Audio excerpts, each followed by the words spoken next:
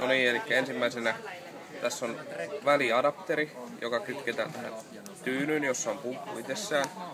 Laitetaan se paikalleen tuohon.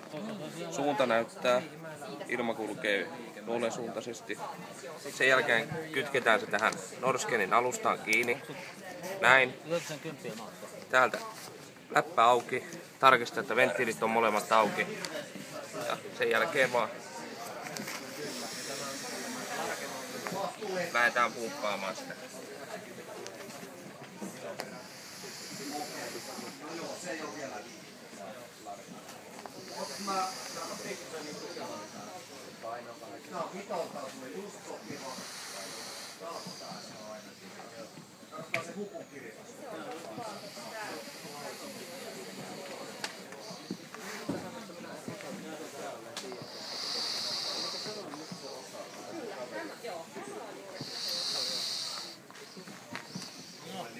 Tällä hetkellä niin esimerkiksi tässä niin ja lopuksi alustasta venttiili kiinni.